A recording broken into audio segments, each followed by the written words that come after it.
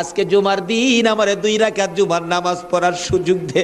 ও নবীর উম্মতেরা, নবীর আশিকেরা, হুসাইনের আশিকেরা গো, এই 2 রাকাত নামাজ জুমার নামাজ ছাইরো না, আমার নবীর শাফায়াত নসিব হবে না।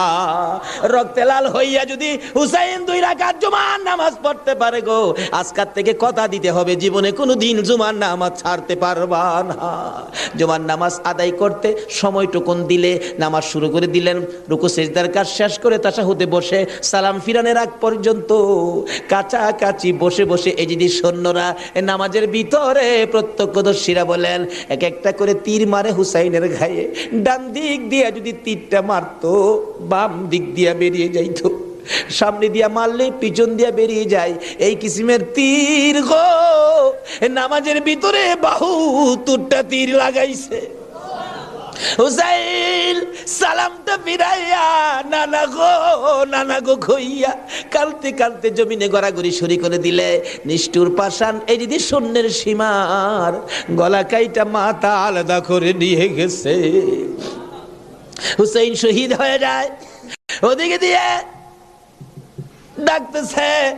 মুহররমের 10 তারিখ সন্ধ্যা যখন হয়ে গেল, উম্মে সালমা বলেন আমি মাগরিবের পর থেকে শুনতেছি নবীর রওজার চারপাশে কে যেন হাউ মাউ করে কাঁদতেছে। মনে বড় অশান্তি, কিসের কান্দার আওয়াজ? দৌড়ায় যাইলাম, যাইয়া দেখি কোনো মানুষ দেখি না, কে যেন কান্দে। এসারের নামাজ পড়ে আমি উম্মে সালমা ঘুমের ঘরে ঘুমিয়ে গেলাম। এমন সময় দেখি আল্লাহর বন্ধু কাঁদতে কাঁদতে কোত্থেকে যেন আসতেছে। কাছাকাছি আসার পরে দেখি আবার রাসূলের গায়ে রক্ত মাখা মাটি দেখা যায়। উম্মে সালমা বলেন হুজুর কেন কান্দেন রক্ত মাখা মাটি শরীরে লইয়া?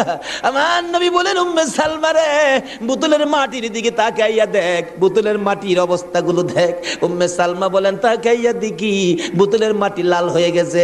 আবার রাসূল বলেন উম্মে সালমা রে, আমার হুসাইন কারবালায় নাই রে, কারবালায় না।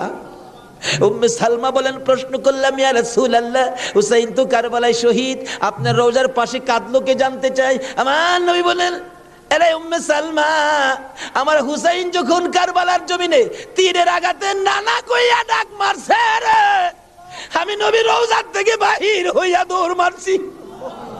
ওই সময় রহমতের ফেরেশতারা আমার রওজার পাশে বসে বসে কাঁদছে। আমি কারবালায় যাইয়া দেখি আমার হুসাইন